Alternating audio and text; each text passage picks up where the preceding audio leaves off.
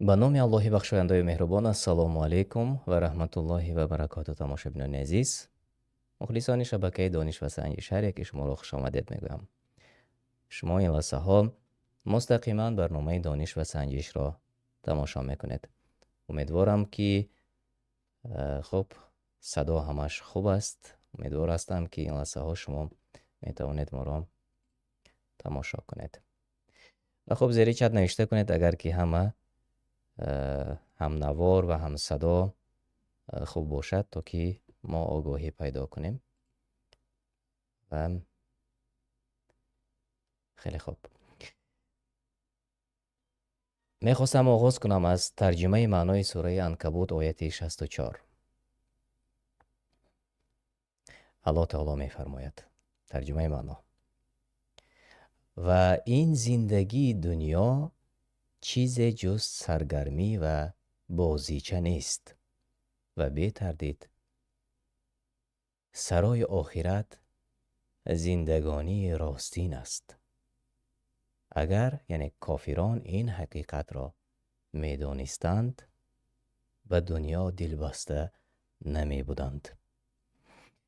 و برای همین گفته ها را باز هم پرقوت کردن از کتاب ریاض الصالحین، یکی از حدیث های رسول الله صلی الله علیه و سلم را برایتان نقل میکنم. و نیز از ابو سعید خدری الله از وی راضی باشد روایت شده که رسول الله صلی الله علیه و سلم فرمود: دنیا شیرین و سبز است و خداوند شما را در آن خلیفه گردانیده تا ببیند که چگونه عمل میکنید. پس بترسید از فتنه های دنیا و بترسید از فتنه زنان. و با همین تماشابینان عزیز، ما این لحظه برنامه دانش و سنجش را آغاز میکنیم و برنامه دانش و سنجش مثل همیشگی از بعض سوال های خیلی عادی و آسان عبارت است و ما و شما این لحظه ها میتوانیم وقتی خودمان را خوش گذرانیم. امروز روز جمعه است و اکثریت الکی بعد از کاری وزنین به خانه برگشتند و بعضی های دیگر امروز استراحت داشتند و من الکی آماده کردم این لحظه. خب من همین صدایش رو پستر کنم.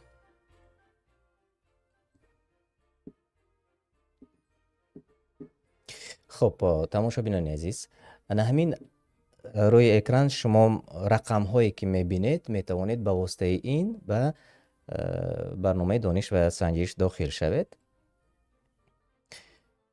خب یا اینکه بلوکت نوشته میکنید و همون شتریخ کدی که شما میبینید به واسطه شتریخ کد تلفن موبیلیتان صورت میگیرید تا که شما به بازی داخل شوید. یعنی خیلی عادی و آسان است. ببخشید من سیلک رو نپرتافتم. من این لحظه سیلک رو زیر چت نیز میپرتایم تا که به آسانی شما داخل شوید. یعنی لینکی این برنامه رو من زیر چت این لحظه برای شما روان میکنم. خب چرا که مرحمت، سیلک رو من روان کردم، داخل شوید. خب تماشابینان گرامی، در واقع ما و شما این لحظه ها میتوانیم یک وقتی خودمان را خوش گذرانیم، چون در بعضی حالت ها فرزندان نیز با ما و شما هستند، یعنی بعد از درس می آیند به خانه و وقتی خودشان را خوش میگذرانند یک جای با ما. همچنین باز هم ما و شما میتوانیم که علم هم بگیریم، یعنی دانش خودمون رو سنجیم. خوش آمدید. صبر الکی یکی از تماشابین ما آسیه داخل شدند. عادل خوش آمدید. من میبینم که الکی چند نفر داخل به برنامه ما میشوند. و خب فراموش نکنید تماشابینان عزیز برنامه رو به دوستان خودتان به آنهایی که شما میشناسید میدانید به آنها نیز روان کنید تا که آنها نیز داخل شوند و بازی ما و شما شوق آور گذرد. من نیز این لحظه ها در تلگرام میپرتایم تا که بعضی از تماشابین ما در شبکه زمانی دانستن انتظار میشوند و آنها نیز روان میکنیم. مرحمت داخل شوید. و از دو قسم عبارت است برنامه ما و انشالله که به همه سوال ها هر یک از شما جواب گفته می توانید. خب در واتساپ خودتان می توانید تماشابینان گرامی روان کنید به دوستانتان. همچنین در ایمو در فیسبوک می توانید به نزدیکانتان فرستید برنامه را تا که آنها نیز داخل شوند. خب خیلی خوب.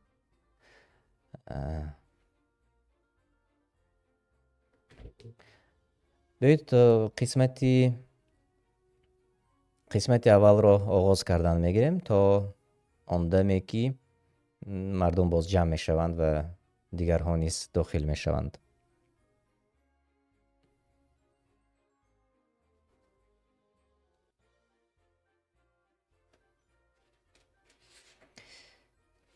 و مرحمت کوشش کنید زیادتر دوستان ما و شما داخل شوند تا که خب برنامه شوق آور شود و ما پس از چند لحظه انشالله آغاز میکنیم.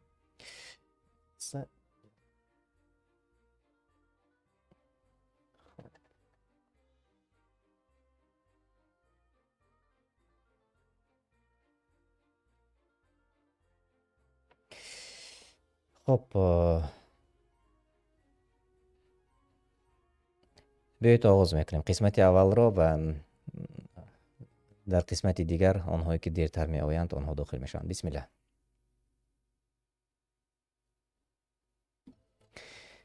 معنای کلمه معراج چیست؟ آرامی بخشیدن شب تاریک، به بالا برآمدن یا به پایان فرآمدن، کدامش از این وریانت هایی که شما میبینید درست است؟ معنای کلمه معراج چیست؟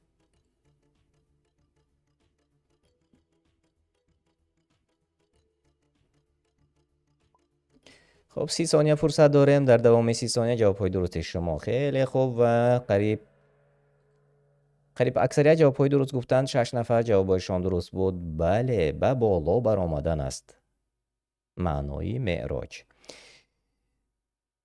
دوام میدیم.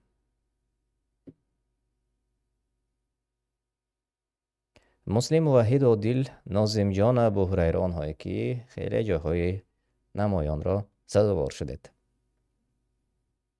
سوال دیگر: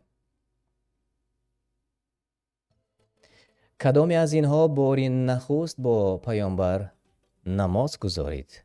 ابوبکر صدیق، عثمان ذوالنورین و یا بلال که مؤذن بود و یا خدیجه بنت خویلد، کدامش درست است؟ از آن وریانت هایی که شما این لحظه ها میبینید کدامی از همه جواب گفتند اوکی و همگی 3 نفر جوابی درست گفتند. بله، همسری دوست داشته رسول الله صلی الله علیه و سلم خدیجه اولین مراتبه با رسول الله صلی الله علیه و سلم نماز گذاریده بود. جوابی درست انا همین بود. خب میبینیم که آب پیش برآمدن تماشابینان گرامی. موحد فلسطینی ابو هریره آنهایی که در جاهای بهترین هستید من شما را صمیمانه تبریک میکنم. خب سوالی دیگر. 4 سوالی مهمی سوره العصر: تقدیر، تعویل، ترس، وهم، شهادت، نماز، زکات، روزه، علم، عمل، دعوت، صبر، عبادت، کمک، فرمان روایی، دست کشی از زنا، کدامش درست است؟ از آن وریانت هایی که شما میبینید در تلفن هایتان کدامش درست است؟ 4 سوال مهمی سوره العصر. جواب های شما رو ما انتظار هستیم تماشابینان گرامی و میبینیم که الکی چندین نفر جواب های درست گفتند. بله، علم، عمل، دعوت و صبر. آن چیزی که در سوره صبر آمده است. خیلی خوب. و 5 نفر جوابهای درست گفتند و یک چند نفر یگان جواب رو پخش نکردند. اما در خب در چت ما نیست. از جانب تماشابینان گرامی ما آمده رسید از جانب اسلام امیر زاکیروف. بله، جوابهای شما درست بود و ادامه میدهیم. آنهایی که در جاهای اول هستند شما روی اکران میبینید تماشابینان عزیز و به سوال دیگر میگذاریم.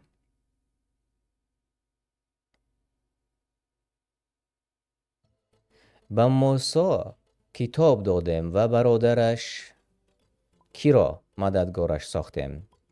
حکیم، هارون، صالح، سمود، کدامش درست است؟ به موسی کتاب دادیم و برادرش، نام برادرش چی بود؟ از اون وریانت که شما میبینید. سوال به نهایت آسان است. علی عمر درست گفتید. بله، اکثریت در زیر چت جوابهای درست میگن. خیلی خوب. اسلام، خب جوابی درست گفتید شما نیست. همچنین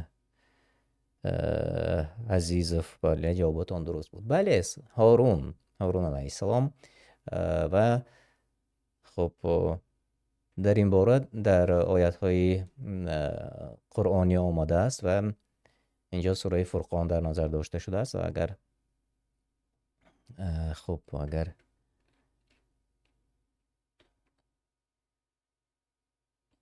یک جای با شما خواسته باشد معنای ترجمه معنای سوره فرقان آیت 35 را ما و شما دیده میبرایم. و در حقیقت ما به موسی کتاب یعنی کتاب دادیم و برادرش هارون را دستیارش ساختیم. و چنین در آیت آمده است. خب یک دوام میدیم. آزار شما میبینید که در جاهای اول هستند، چون من کمی الکی حتی کمک هم کردم به سوالی که در آینده می آید، یعنی پس از چند لحظه. پس سوالی دیگر میگذاریم تماشابینان گرامی. به موسی کتاب دادیم و برادرش هارون را مددگارش ساختیم. به موسی کدام کتاب را دادیم؟ زبور، تورات، انجیل، قرآن کدامش درست است؟ از آن وریانت هایی که شما میبینید تماشابینان عزیز.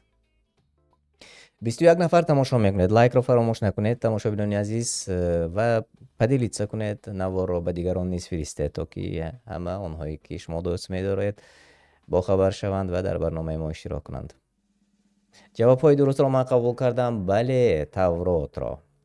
به موسی کتاب دادیم و برادرش هارون را مددگارش ساختیم. کتاب تورات بود. و 7 نفر جواب های درست گفتند. اکنون میبینیم که ها در جاهای اول هستند. ناظم جان، مسلم، فلسطینی، آسیه، صبر، آنهایی که فعال هستند، موحد نیست. خیلی خوب. به سوالی رقم 6 گذاشتیم. بنی اسرائیل غلامی کی بودند؟ فرعون، ابرهه، نتانیاهو و یا نمرود کدامش درست است؟ بنی اسرائیل غلامی کی بودند؟ خب نگفتیم که غلامی کی هستند امروز. جواب های شما تماشابینان عزیز، اینک اکثریت علاقه جواب های درست را برای ما روان کردند. خیلی خوب. و قریب همگی جوابی درست گفتند. بله، فرعون. بنی اسرائیل غلام فرعون بودند.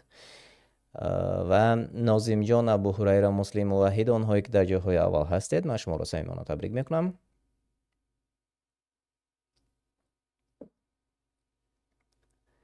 و به سوال 7 میگذاریم. قوم موسی چگونه نجات یافت؟ بارانی سرازیر ریخت، دریا بشکافت و هر پاره چون کوه عظیم گشت. سنگ سرازیر ریخت، کوه شکافت و یا برف و آتش بالای فرعون ریخت. کدامش درست است؟ قوم موسی چگونه نجات یافت؟ کدامش درست از آن وریانت هایی که در تلفن های موبیلی شما این لحظه ها هست مشاهدان عزیز؟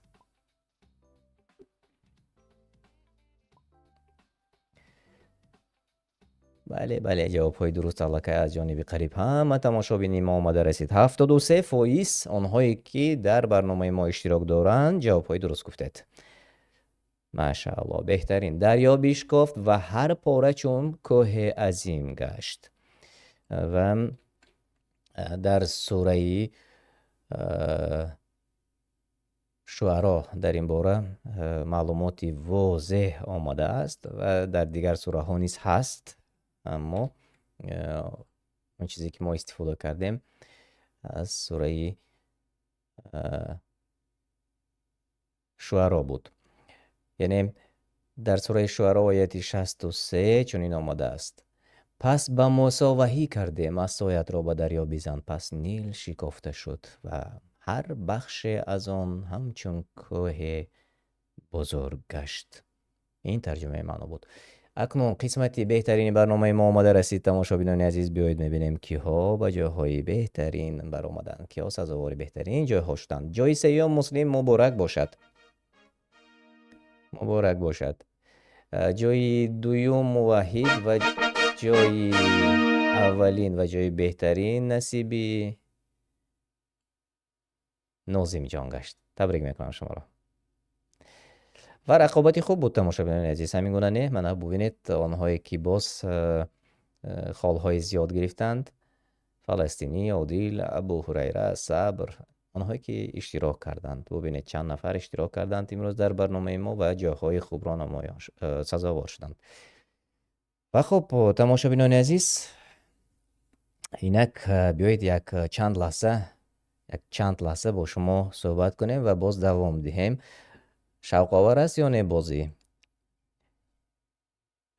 تماشابینان گرامی، اگر شوق آور باشد دوام دهیم. خیلی خوب. یک نفر تماشابین ما جای ششم را سزاوار شدند، ماشاءالله در چت نوشته کردند. بله بله، نامتان را دیگر کنید بهتر میشد. تاجیکی یکی از تماشابین ما. خیلی خوب تماشابینان گرامی، الله از هر یکی شما راضی باشد. بسیار خرسند هستم از آن گفته های شما، از آن الله از شما نیز راضی باشد. آنهایی که می نویسند زیر چت از برای الله دوست می داریم، ما نیز شما را از برای الله دوست می داریم و الله شما را دوست دارد. و تماشابینان گرامی، من این لحظه قسمت دیگری برنامه را آماده می کنم و یک جای با شما انشاءالله بازی میکنیم و از شما احتراماً خواهش میکردم دستگیری کنید این کانال دانش و سنجش را تا که تماشابینش زیاد شود. واقعا در واقع بسیار برنامه شوق آور است اگر میدانستند. افسوس که اکثریت از تماشابینان ما به قدرش نمیرسند، چون از این برنامه ما با شما فایده میبریم و تا آن دمه که شما داخل میشوید بیایید من این لحظه سیلک را میپرتویم، زیری لینک را میپرتویم زیری چت، شما داخل شوید.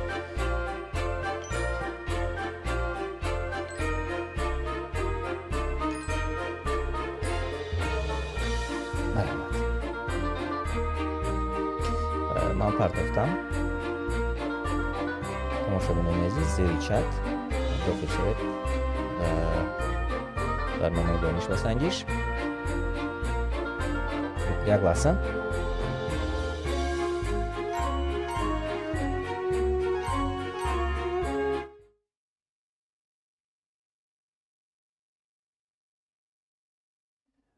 بله، این موسیقی که زیر این برنامه است متاسفانه از ما نیست. من این لحظه پست کردم. خب خیلی خوب، چون از من بعضی چیزها وابستگی ندارد، این خودی در داخلی برنامه است. مرحمت داخل شوید تماشابینان عزیز.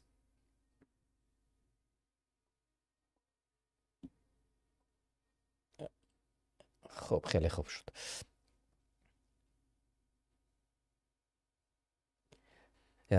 تا اون دمه که شما داخل میشوید من از باقی نکوکاران یک حدیثی کوتاهی برایتان نقل میکنم و نیز از انس الله از وی راضی باشد روایت شده که رسول الله صلی الله علیه و سلم فرمود 3 چیز به دنبال مرده می رود: خانوادهش، مالش و عملش. 2 تای از آنها باز می گردد و یکی می ماند. خانواده و مالش بازگشته و عملش می ماند. بعدی شنیدن این سخنها باید کس اندیشه کند. سبحان الله، الله پاک است واقعا.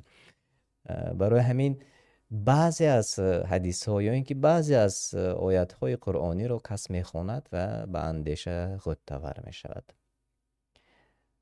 از این خاطر بیهوده هم نمی گویند. وقتی خواندن انسان باید که تفکر کند، اندیشه کند.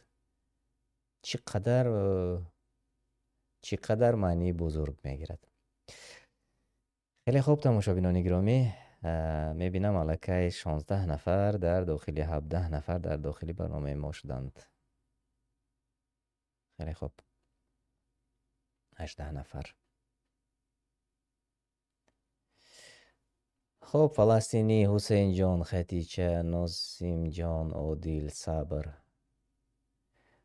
خب، عبدالله، ابو مسلم، ابو همیرا، مریم، مسلم، وحید. خیلی خوب، خوش آمدید هر یک شما. زیادتر نفران تماشا میکنند، اما در داخل برنامه ما شاید که همه داخل شدن نتوانستند. شاید که تا حال بعضی ها مشکلی دارند. خیلی خوب.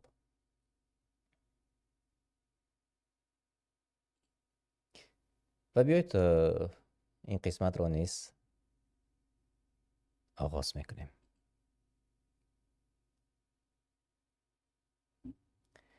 نشانه های خرد روز قیامت. چنین نمی شود. عابدان بسیار می شوند، حافظان قرآن زیاد و فقیهان کم، عالمان دین زیاد می شوند. کدامش درست است از آن وریانت هایی که شما این لحظه ها می بینید تماشابینان عزیز؟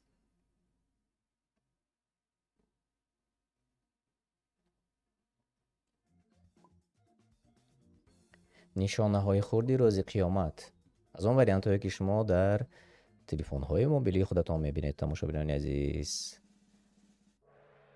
56% همگی جواب های درست گفتند. حافظان قرآن زیاد می شوند و فقیهان کم. انا همین بود جوابی درست. 3 نفر گفته است که عالمان دین زیاد می شوند. خب 1 نفر گفتند که عابدان، یعنی آنهایی که بسیار عبادت می کنند. 1 نفر گفته است که چنین نمی شود. اما جوابی درست موافق حدیث ها، حافظان قرآن خیلی زیاد می شوند و فقیهان کم است. و کیها در داخلی انهمان 10 نفر هستند. بیایید ما و شما میبینیم این لحظه ها. مریم، مسلم، نازم جان، موحد و مریم. ماشاءالله. به سوالی دیگر میگذاریم.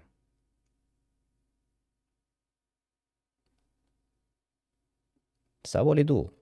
10 شب بهترین در سال: 10 روز ذوالحجه، 10 شب جمعه، شب آخری رمضان و یا چنین نیست. کدامش درست از آن وریانت هایی که شما این لحظه ها میبینید؟ 10 شب بهترین در سال کدام شب است؟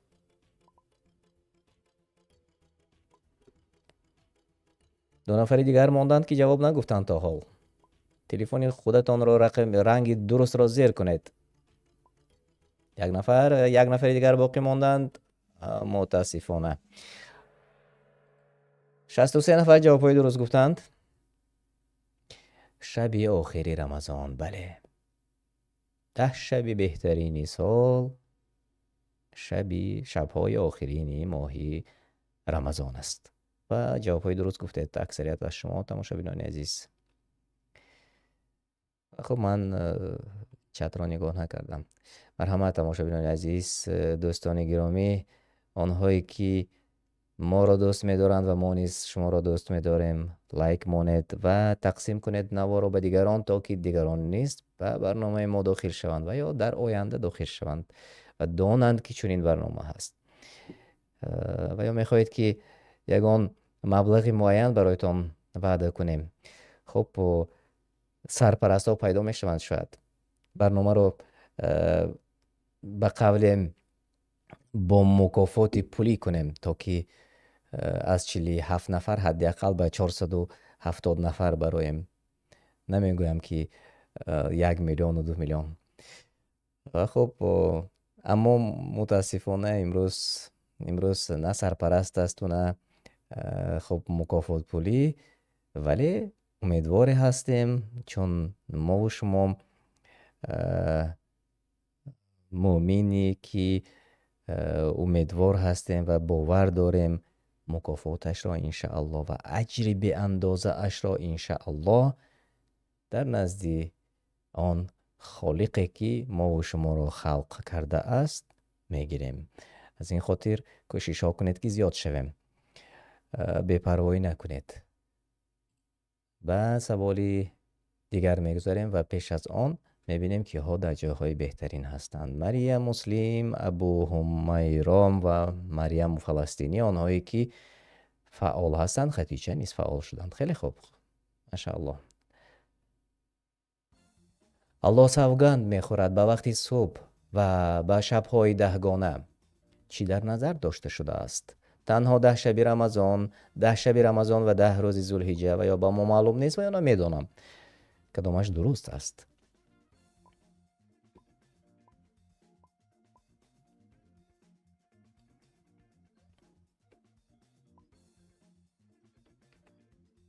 سوره الفجر. جواب های خودتان. 20 نفر اشتراک میکنند. خیلی خوب. در اول سوره فجر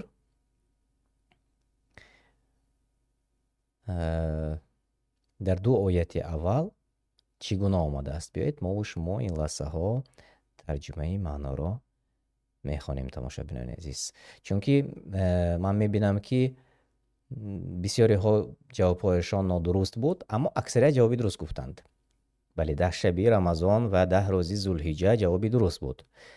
اکنون در سوره فجر ترجمه معنا در آیات های 1 و 2 چنین آمده است: الله سوگند میخورد به وقتی صبح و سوگند به شبهای 10گانه، 10 شب ذوالحجه و شبهای پرفیض.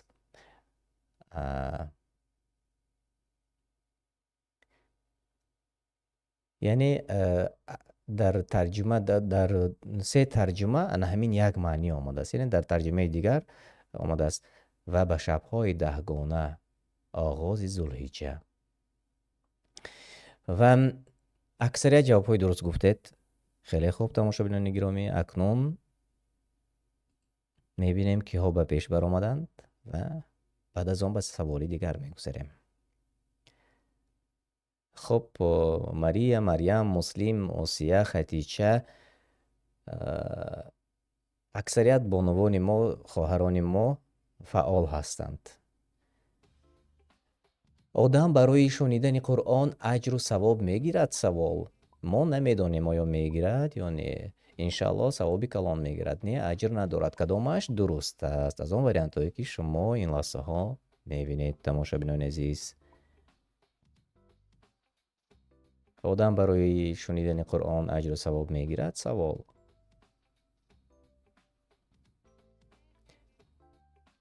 چرا که یک وریانت دیگرش پیدا نشد؟ بله انشاءالله امیدوار هستیم که انسان برای شنیدن قرآن ثواب میگیرد. و بعد از این شنیدن را نیز زیاد کنید. امروز خیلی آسان شده است. هر یک از ما و شما تلفن های موبیلی داریم، فرزندان ما و شما تلفن های موبیلی دارند، اما به چی صرف میکنیم؟ هر یکی از ما و شما در گوش هایمون به قول نوشنیک ها داریم، اما چگونه استفاده میکنیم؟ وقتی مثلا کار رفتن، از کار آمدن، یا اینکه راه رفتن به کار و یا از کار راه گشته آمدن. این همه وقتی قیمتی که باز نمیگردد، آن را باید ما و شما دوستان عزیز درست استفاده کنیم. یعنی هرگونه می شود آن وقت را با ثمر یا بی ثمر گذرانید. از این خاطر وقتی قیمت خودتان را قدر کنید. بهوده مثلا در همین در اروپا وقتی خودشان را مردم بسیار قیمت حساب میکنند، یعنی با پول در میزان میمانند. در واقع در بعضی حالت ها درست میکنند، یعنی وقتشان را به قدرش میرسند. اما اکثریت از ما و شما یا فرزندان ما و شما همین چیز را قدرش را نمیدانند، چون این وقتها میگذرد دیگر باز نمیگردد. و اگر ما وقتی خودمان را درست نقشه کشی کنیم، بعضی ها، چون من بعضی ها را میشناسم، برابری شنیدن یک آیت را از یاد میکنند. بعضی های دیگر مثلا 100 بار و 200 بار هم گوش کنند از یاد کردن نمیتوانند. اما بعضی نفران بسیار شنواییشان خوب است، وقتی که میشنوند خاطرهشان قبول میکند. بعضی دیگر مثلا تا نخواند از یاد کردن نمیتواند. و اما آرامی را نمیگوید. مثلا با گوش کردن قرآن چقدر دل انسان آرام میگیرد. و بسیاری از مردم از نادانی، از جهالت چیزی دیگر رو مثلا گوش میکنند، یا مثلا چیزهایی که برای ما و شما لازم نیست، یک آن چیزی که برای ما نه اجر می آورد و نه ثواب می آورد، مثلا وقتی خودشان را ضایع کرده یگان و باز در آن همان آرامی را می یابند. متاسفانه هیچ آرامی نیست. اگر کاش می دانستند، متاسفانه نمی دانند. مثلا بعضی ها فکر می کنند که شنیدن یگان سرود موسیقی آنها را آرام می کند. ای کاش آنها می دانستند. الله پاک است. الله دعا می کنیم که الله تعالی آنها را هدایت کند تا که بفهمند که آن همان چیزی که شما میکنید، آن همان وقتی که شما ضایع میکنید، وقتی قیمت شما به فایده میرود. هیچ آرامی در شنیدن سرود و موسیقی نیست و هیچ کس این را حتی اثبات کرده نمیتواند. اما در شنیدن آیات های قرآن واقعا آرامی قلب است. ای کاش آنها میدانستند. و ما دعا میکنیم که از جهالتی که امروز دارند از آن بیرون برآیند و الله تعالی دلهای آنها را گشاده کند تا که به جای آن موسیقی های فحشایی که آنها میشنوند به دلشان قرآن جای گیرد. این از بهترین تمنا، بهترین آرزو به آنهایی که ما و شما دوست می‌داریم. چون بسیار آیات هایی هست که درباره تهدید به انسانیت آمده است که الله تعالی وقتی که همه را سرجم میکند و بعضی دیگر را میکابند، اما کی را مییابد و کی را نمییابد. چون ما امروز در این دنیا بعضی دوستان خودمان را، برادران خودمان را دوست می‌داریم، اما اکثریت از آنها حتی سرشان سجده را ندیده است، یعنی نماز نخواندند. چگونه آنها به رحمت الله تعالی امیدوار میشوند، حالا آنکه بسیاری از آنها حتی کلمه شهادت چی است نمیدانند. و انشاءالله ما در روزهای نزدیک یک کتاب رو طرز اودیویش را میکنیم، کتابی که از یکتا پرستی میگوید. کتاب در تالیف سهراب عادلیان است. به نقشه داریم. انشالله آن کتاب که برآمد واقعا بسیار سبک و آسان فهم برای مردم نوشته شده است و هر کسی که آن را میخواند یا اینکه هر کسی که ما برای شما آسان میکنیم انشاءالله گوش میکند و از روی آن عمل میکند انشاءالله میفهمد دین را، میفهمد اسلام خودش را. از این خاطر انتظار باشد این روزهای نزدیک آمادگی خود را دیده ایستاده است و آماده می شود انشاءالله. و آنهایی که در جاهای اول هستند شما روی اکران میبینید تماشاگران گرامی. مسلم، ماریا، مریم، خدیجه، ابو مسلم، آنهایی که در جاهای نمایان هستید. در قرآن درباره تاریخ کدام پیغمبر زیاد معلومات آمده است؟ موسی علیه السلام، عیسی علیه السلام، ابراهیم علیه السلام، محمد صلی الله علیه و سلم کدامش درست است؟ در قرآن درباره تاریخ کدام پیغمبر معلوماتی بیشتر زیاد آمده است؟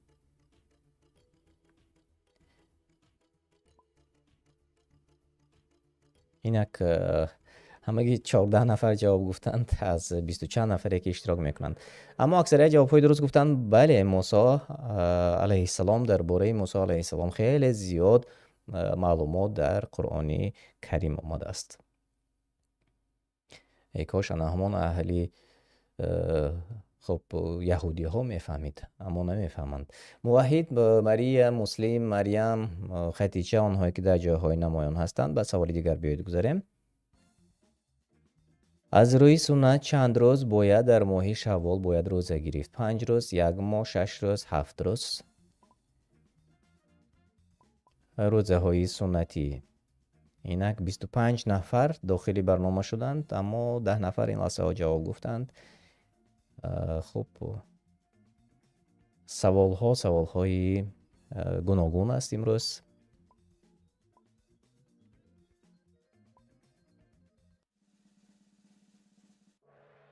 بله، 6 روز از روی سنت در ماه شوال باید روزه گرفت. جوابی درست همین بود و اکثریت جوابهای درست گفتند. مریا، خدیجه، موحد، ابو همیرا، مسلم، آنهایی که پیش صف هستند. خیلی خوب. سوال 7 دوامی آید و اوست آن الله که زنده می کند و می میراند و رفت و آمد شب و روز از آن اوست. در سوره مومنون. چرا عدل نمی کنی؟ چرا باور نمی کنی؟ چرا قوت نداری؟ چرا عقل نمی کنی؟ کدامش درست است از آن وریانت هایی که شما می بینید؟ یعنی دوام دهید تماشاگران گرامی. و اوست آن الله که زنده می کند و می میراند و رفت و آمد شب و روز از آن اوست. چرا عقل نمی کنی؟ بله، انا همین جوابی درست بود. شاید کمی مشکل بود اما ما بیهوده این سوال رو و انا همین وریانت ها رو یک جای با شما نگرفتیم چون ما و شما باید تفکر کنیم در آن چیزی که الله تعالی برای ما نازل کرده است در قرآن بزرگ. و اوست آن الله که زنده می کند و می میراند و رفت و آمدی شب و روز از آن اوست. چرا در قدرت او عاقلانه نمی اندیشید؟ و یا در ترجمه دیگر چرا عقل نمی کنید؟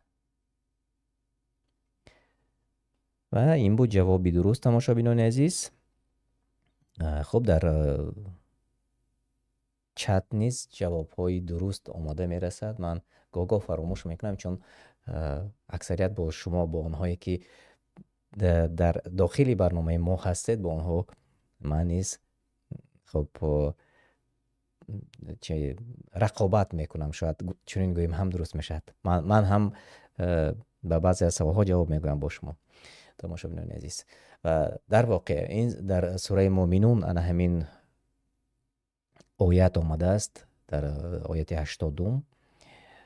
در واقع ما و شما باید که عقل کنیم، یعنی که تفکر کنیم، یعنی که با عاقلانه اندیشیم چون الله تعالی زنده میکناند و میمیراند و آمد و رفتی شب و روز از آن اوست. و یک روز یک برنامه تماشا کردم، صحبت با غیر مسلمان ها و یا به قول با نصارا و با یهود و با مثل آنها، با مشرکان، با کافران. و در آن صحبت میگوید که تو را کی آفرید؟ میگوید مادرم. خب میگوید مادری تو را تولد کرد.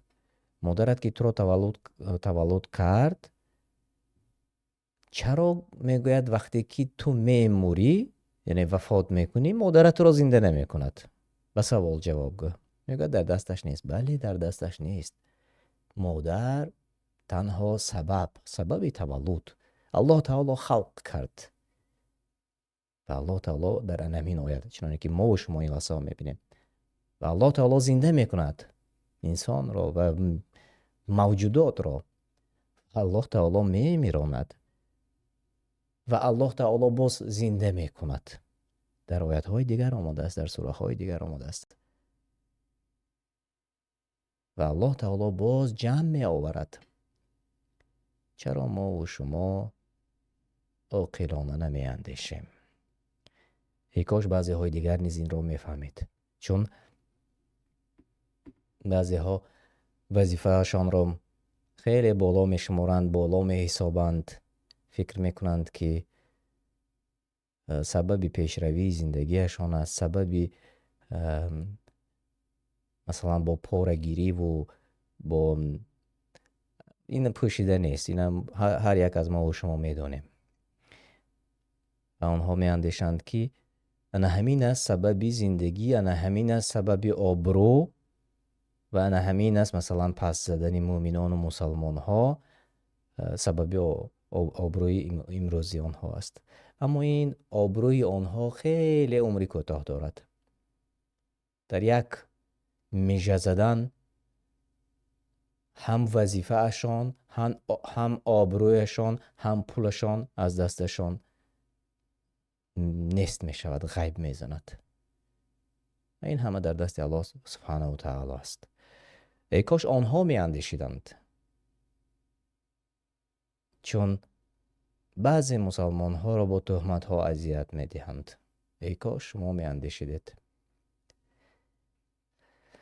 دلی ما به شما می سوزد. و خب بیایید می بینیم که ها به پیش بر آمدند و یک سوال دیگر باقی مانده است. مری عبدالله، خب حسین جان سری حاصار بود است. یک نفر دیگر با تماشا بینیم، آنهایی که در جاهای اول هستند. پروردگارتان را بیپرستید و باشد که نجات یابید. دوام دهید، یعنی جای نقطه را پر کنید. از پی خوبی ها روید، سرحد را نگذارید، بدگویی نکنید، کاری نیک انجام دهید. کدامش از آن وریانت هایی که شما میبینید درست است. پروردگارتان را بیپرستید و باشد که نجات یابید. سوره الحج آیه 77.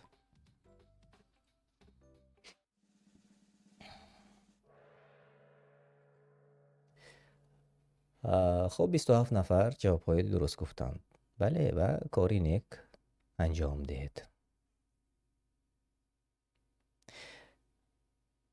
دو چیزی که ما و شما این لحظه گفته گذاشتیم در آیات قبلی و نه همین لحظه ها، تماشاگران عزیز، ای کسانی که به الله و رسولش محمد صلی الله علیه و سلم ایمان آورده، در نماز خود رکوع و سجده کنید و پروردگارتان را بیپرستید و کارهای نیک به جای آورید تا نجات یابید. و آیا کارهای نیک چی است تماشاگران عزیز؟ افسوس گفتنی ها خیلی زیاد است و به هر حال ما و شما باید که در بعضی از آیات هایی که الله تعالی برای ما نازل کرده است اندیشه کنیم. در ترجمه دیگر آمده است ای کسانی که ایمان آورده اید رکوع کنید و سجده گذارید و پروردگارتان را بپرستید و کاری نیک انجام دهید تا که نجات یابید. و 8 نفر جوابهای درست گفتند. اکنون بیایید ببینیم که ها بهترین جاها را سزاوار شدند و که ها به جاهای نمایان برآمدند. عبدالله جای سیوم مبارک باشد و جای دوم خدیجه مبارک باشد و جای اول نصیبی ماریا گشت مبارک باشد. شما را صمیمانه تبریک میکنم. واقعا آنهایی که در جاهای اول هستند شما در روی اکران میبینید و آنهایی که باز در جاهای خوب بودند جای 4 مسلم مبارک باشد، مریم جای 6 وحید، صبر، ابو مسلم و آنهایی که شما روی اکران ما میبینید نامها را آنها نیز اشتراک کردند و جاهای بهترین را در بازی ما در برنامه دانش و سنجش سزاوار شدند.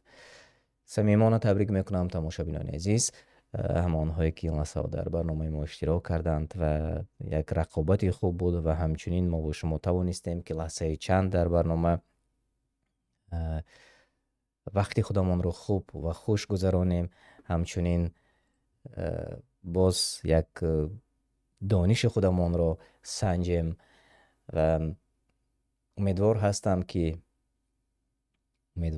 که تماشابینان عزیز شما امروز از برنامه ما یک چیزی خوبی برای خودتان برداشتید و باز آرزو میکنیم و امید میکنیم که هفته دیگر باز برنامه رو آماده کنیم تا که ما و شما توانیم در آن اشتراک کنیم و برنامه رو خوش گذرانیم.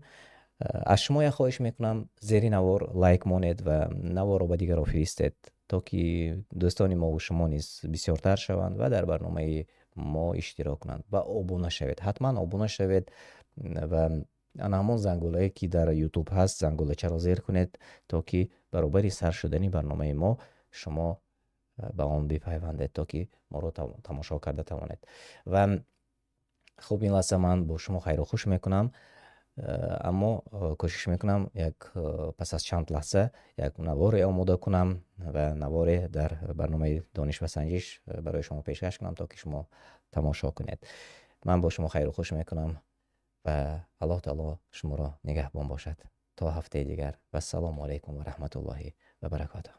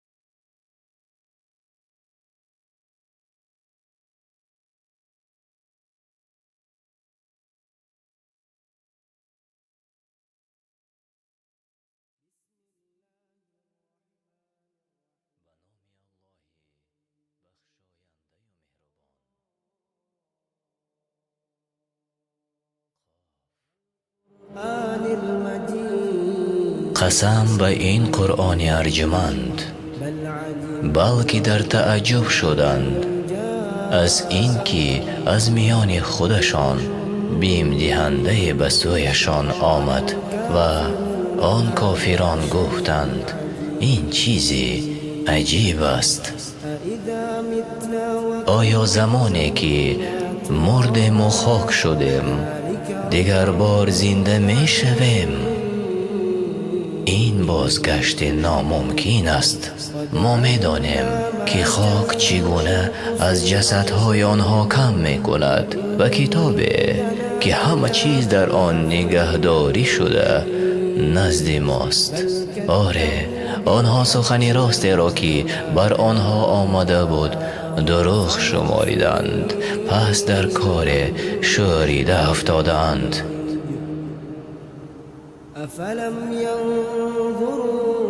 آیا به این آسمان بر بالای سرشان نظر نمی کنند که چگونه آن را بینا کرده ایم و آراسته ایم و هیچ شکافی در آن نیست؟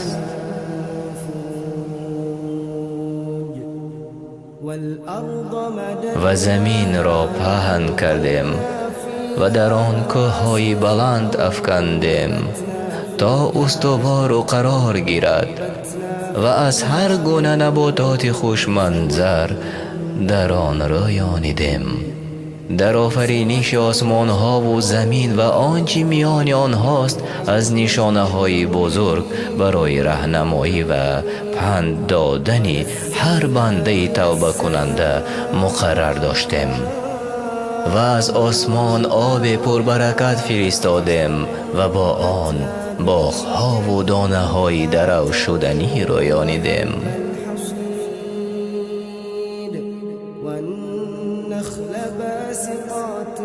و نخل‌های بلند با خوشه‌های برهم چیده تا رزق بندگان باشد و با آن آب سرزمین مرده را زنده کردیم. برآمدن از گور نیز چنین است. سوره قاف آیات های 1 تا 11 را شنیدید.